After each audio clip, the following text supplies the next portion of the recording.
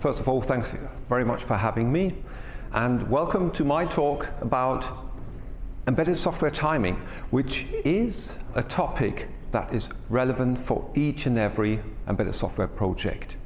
So actually, yesterday I took a few notes because timing was mentioned several times. There was, for example, there was Neil who pointed out the real-time capabilities of the RX architecture. Chuck mentioned that it's very important to understand the timing across different ECUs. So how do they communicate? How do they exchange data in a timely manner? And Pater also lined up the 5 biggest challenges, and one among them was latency, which actually itself, again, is a timing topic. So now we're going to look at the subject mastering the challenges of embedded software timing. The talk is structured in this way, so we're going to talk about why is timing relevant. We'll have a look at timing event chains, and then I'd like to elaborate a little bit on processor architectures and how, well, what's the history of that actually, and where do the processor architectures that we currently see, where do they come from, and also what are the issues with that. We're going to do a similar thing then for operating systems. I'll keep that very brief. And finally, some takeaway for you, some advice, some ideas, something maybe that's going to help with embedded software timing in the automotive business. Because what we do is, beside timing analysis tools, is we do a lot of firefighting also. So we're the ones who go out there and save timing problems when there are sporadic system crashes or system overloads, these kind of things. And very often we see that the underlying problems are very often the same. So maybe some takeaways for you here at the end. So embedded software timing and why it is important. So I've got a picture here where I'm trying to find now some things that have an impact on timing, and then I'm going to develop the thought like, okay, what's the impact of timing on the system then? So certainly the processor itself, the architecture of that, the architecture also of the software has a great impact on the timing. The memories and how they are used, how symbols are mapped onto the memories. The scheduling, we talked about that today and also yesterday, that's been mentioned. Configuration, this is, well, that's one of my favorite ones. So last year I gave a talk talking about unfortunate defaults in the AUTOSAR standard, where the RTE configuration, that's a constant source for problems related to timing in automotive. And finally, obviously, the implementation, so how algorithms are coded, so you can do that very efficiently, or maybe you spend more time than necessary. So obviously then, all of that becomes part of the ECU, part of the system, and thus the timing has an impact on the costs, on the safety, security aspects, availability, and extendability. Maybe just one comment on the availability. So sometimes it's not that complicated to build a safe system. So think of an external watchdog, but if that kicks in too often, that goes on the costs of availability, and this is obviously something you don't want. To motivate the timing topic a little more, I chose 2 real-world examples, and I've taken this from, the first one I've taken from a talk I gave last year at the AUTOSAR Open Conference. The title of the talk was Why AUTOSAR Fails So Often. And there's also a YouTube video, so if you just search for Gliva AUTOSAR, you're going to get the full contents. Also, there are some takeaways regarding especially how to configure the AUTOSAR stack, the classical AUTOSAR stack, in a way that you avoid a lot of pitfalls. So one of the examples here was a customer. They developed a platform actually, so 29 vehicles were affected, so there was a lot of money in that, and their multi-core AURIX was overloaded, actually. Yet they still had to add functionality. So they evaluated the options, and one of the options was to switch to a more powerful AURIX device. And they estimated the costs, including all the changes they would require from their suppliers and everything. And the bottom line was, that was 160 million euros. I don't know how about you, but I mean, for me, that is a lot of money, right? Just because they didn't get the timing right. So, obviously this was related to the implementation, to the software architecture they chose, and especially to the scheduling setup that they faced, with a huge impact on the costs and also the availability, because they were facing sporadic communication issues and then needed to switch off functionality. So they were really not happy. In the meantime, this is all solved. So that was just one of the task forces and where we could help. Second example is now a positive example. So just a few weeks ago, I sent, the Chinese Korean Year. It's always nice to send some best wishes. And as a return, I received an email from a customer. Yes, that's a lot of text. But let me just highlight the most important messages in here. So he said, we combined two controllers into one by optimizing CPU load and memory. So they spent a year with us optimizing their platform, and then went back to Asia and applied everything they learned. And the impact was absolute. I was blown away when I read that email. So nice. So they started off with an overloaded controller, and in the end they merged two controllers into one, really eliminating one ECU altogether, just by optimizing the timing of that. So obviously that came with significant cost savings. At the same time, they introduced really a systematic CI/CD process with respect to timing, so that they really did requirement-based verification tests, all related to timing. So I was really happy when I read this, and also he was happy because his boss was happy. Yeah. Right, again, huge impact on cost, extendability, availability. Extendability in the sense that there was room now for additional functionality as well. Right, let's now talk about one aspect within the whole topic of timing, and that is timing event chains. And for that, I'd like to show you one demo here. This is super relevant for the software-defined vehicle.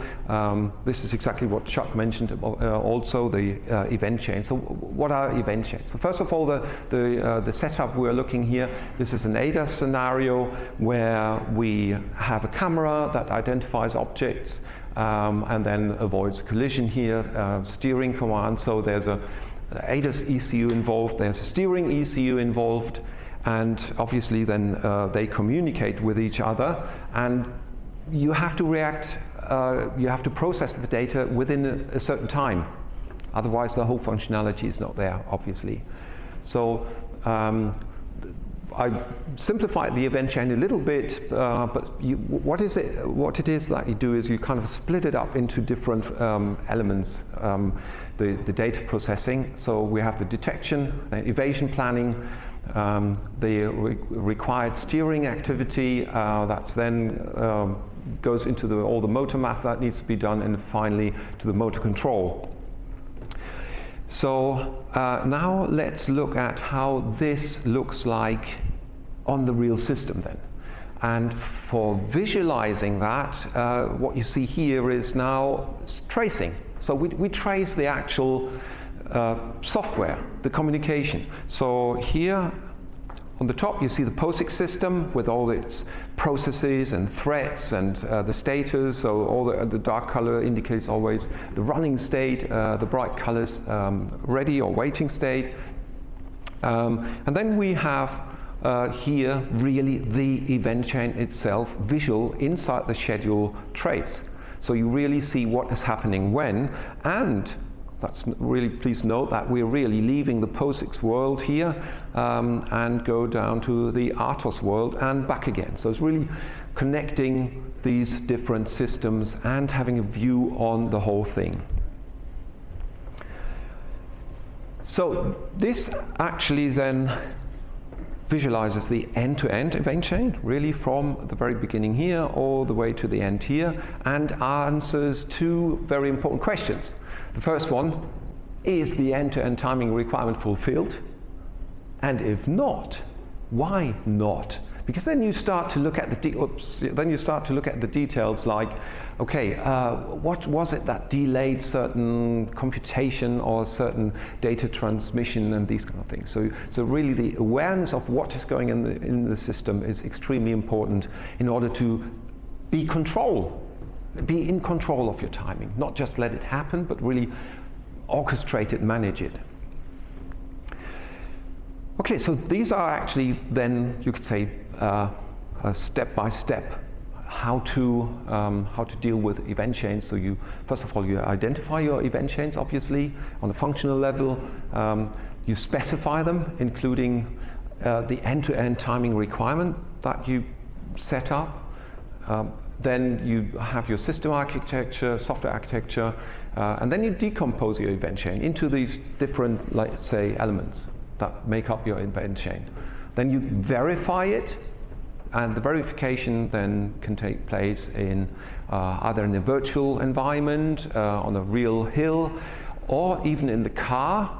And the last step is something that's really very interesting. The critical event chains, they should really be supervised in the final product, which means that whatever you have in place for the verification here, obviously then also needs to meet the safety requirements, for example, ISO 26262 ASIL D, right? So it's not possible to do that with hardware tracing, because you're not going to build a hardware tracer into every car you ship, obviously. Okay, it's also not possible to do that with a virtual environment at some point, right? So that's also been discussed yesterday to some extent. It's extremely helpful, the whole virtual approach, but at some point you need to look at the real thing, because in the end we're not going to build virtual cars, we're going to build real cars, okay? So you have to have this step. Right, next topic, let's look at processor architectures, and we've done so quite a lot with respect to chiplets in the morning. I'd like to address slightly different kind of processors now. Not the high-end stuff, but more the smaller embedded controller, the microprocessors, okay? And here I would like to highlight how the execution time has developed over the years. So here you see a picture where we see three different architectures. 8051, so super old, super simple 8-bit, 5000 PowerPC, and then some more advanced Cortex architecture here. And for each you see, let's say for a given piece of code, we are now looking at the execution times. Best case, average case, and worst case. So for the 8051, it's simple, very straightforward, dead simple. You just open the manual, processor manual. There's no cache, no pipeline, nothing. Each instruction has exactly defined number of cycles, so that's it's all the same. Best case, average case, worst case, there's no difference. Then with the PowerPC already, we have some simple cache mechanisms here as a 5-stage pipeline. So we already see some differences here between best case, average case, and worst case. Now, when we go to more complex architectures, then, as you can see here, the best case and also especially the average case, they really go down, but the worst case really goes up, and that's interesting. Okay, that's really interesting. I'm going to come back to that topic in a second. So the technical features for more throughput, higher clock rates, obviously, pipelines, caches, etc. So there are a number of things that are built into the architecture. So as I mentioned, the average core execution time goes down, but the worst case execution time goes up. And in a minute, I'm going to talk about why this is relevant. So what are the requirements regarding processors and microcontrollers? So actually the architectures that we are using in the embedded world, they origin from a completely different domain, like PCs, phones, servers, high performance computing. So that's really where the architectures come from. And these domains, they are driven by everlasting need for more performance. And when we mention performance here, we are talking about throughput, which corresponds to the average core execution time we saw on the previous slide. So the average throughput. So this is what these architectures are optimized for. And if now and then starting an application or performing some GUI interactivity takes like 1 millisecond longer than usual, well, actually, you don't care that much. You don't even realize that, okay? So doesn't matter at all. You're interested in your average throughput. When it comes to real-time application, well, the situation is slightly different. I mean, just imagine some powertrain ECU, okay? If there some of the code runs 1 millisecond late, well, you definitely do care because maybe your electric motor or your combustion engine is going to blow up and into many tiny ugly bits and pieces. You don't want that, right? So it's a different world with different requirements. So here we very much do care about the worst case. So, and that is exactly the topic I mentioned earlier here. So the worst case, the worst case here, even though the average is much faster, the throughput is much higher, sometimes due to the more complex pipelines and more complex cache replacement algorithms, the worst case sometimes goes even up. So it's less a good fit for safety relevant embedded software systems. Right, so how are embedded processors designed? Well, I'm going to pick one example, and don't take me too seriously here. So I'm looking at the PowerPC here. Well, so what you do is you take a desktop processor, you add some flash here, you dig out some old 68K peripheral logic, and then you glue that all together, and bam, here you go. This is your embedded processor, right? So you see the indication of some level of irony here. So actually it's not really an embedded processor. It's derived from a desktop processor, and as we said, pipeline, multi-level caches. The whole thing becomes really critical when we add multi-core, and this is also quite nice to see when you do worst case core execution time analysis based on static code analysis. The whole thing just breaks down for multi-core. It doesn't work. You cannot provide a worst case anymore. Or if you really try to do that, the numbers are so huge they have no relevance anymore to the real world. Okay, so as we said, all of these things increase the throughput. The worst case goes up. So how about now designing a processor specifically for the embedded world? And here there's a startup I just want to introduce you to very briefly. I'm not linked to this in any way. I just came across it, and the idea, as I looked deeper and deeper into the concepts, I thought like, yes, actually yes. Well, for the first time, this is really a processor designed for embedded systems. So I don't know if any of you knows Dr. Ken Tyndall. So we talked about Cambridge several times. So he came from Cambridge. He was the founder of the SS65 kernel and founder of Life Devices, or previous Northern Real Times. And he's actually the CTO of this company. And just in a nutshell, some of the concepts that we see here have been discussed already. So François mentioned this morning that some of the scheduling aspects are now baked into the hardware. It's pretty much what they're doing here. So the idea is you have a cluster of RISC-V cores. So even the smallest device already comes with 64 RISC-V cores. and you move the scheduling now from the software to the hardware to some extent. So each task, they call them tasklets then. So what used to be a task as part scheduled by the operating system is now gets its own core. So then here, a certain task runs here, one interrupt runs here. So on these cores, you don't see any preemption anymore, right? And that makes the execution times very deterministic. The communication here, you don't have an RTE, the software that with spin locks and interrupt suspension and copying data left to right. Instead, you have your message system here. Again, something that reminded me when François mentioned it this morning. Very similar concept here. So here, just a brief overview of some of their figures here. So they have a 72K core benchmark, and they claim that they can build that for less than $3. So again, there are many very nice aspects to the whole thing. So if you think this is an interesting approach, then yeah, check out what they're doing.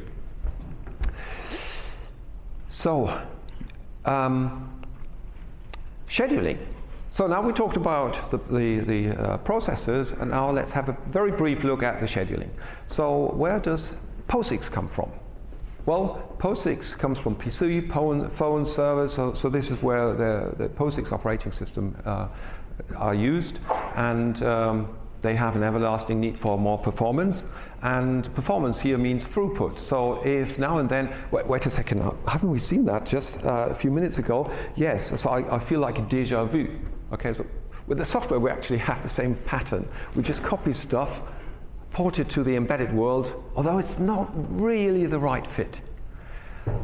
So I'm not saying you shouldn't be using POSIX at all for real-time embedded systems. I'm just saying you've got to be aware of what you're actually doing. Okay, so we're doing the same mistake again. So high-performance processors are suitable for real-time. No, actually, they are very often they are not. And POSIX systems are suitable for real-time. Well, no, not as such. However, there are several variants that really address also the real-time topics. For example, I think, was it November, October? Don't quite remember. Kernel 6.12 was released, where you had the RT patch now became part of mainline. And obviously then we have OSs like QNX and VxWorks. Right, so let's talk about do's and don'ts with respect to timing. First of all, what is this? Well, it's a V, and whenever software developers see this, we all know what I'm talking about. I don't need to explain anything. This is how we developed software over the past 50 years. However, when people talk about the V model, typically they have the functional aspects of the software on their minds, and now we talk about timing. So do we need a new model? Do we need a new approach? The answer is actually no. We can and should apply the same philosophy, methodology also to the subject of timing, with collecting timing requirements in an early phase, respecting timing aspects when we design our software, have the right tooling available for debugging, optimizing, and finally here, verification of timing on the right side of the V. Must everybody be a timing expert now? Must everyone become a timing expert? No, actually not. My recommendation for automotive projects would be to follow what I like to call a T-shape approach. So here's your T. What is it that I refer to? So we have like two dimensions. So this is like the people scope here, architects, developers, testers, etc. And that's the knowledge depth.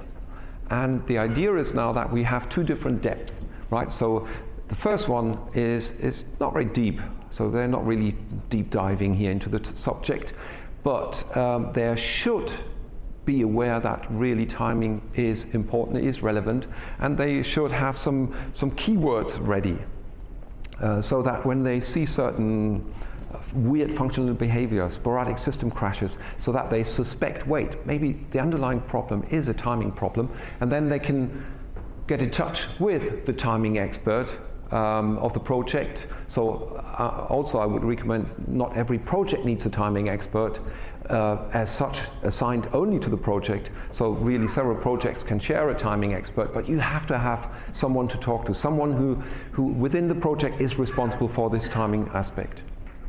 And this timing expert then, that's the guy then who really can deep dive. Okay, finally, my summary, which is also kind of, the do's and don'ts now, a list of do's and don'ts, which functions as a summary. So, first of all, don't let timing just happen, right? We see, as I mentioned, we do a lot of firefighting, and very often we join projects where they completely neglected the topic until they then run into problems, and they run into a task force, and you don't want that. It's not fun.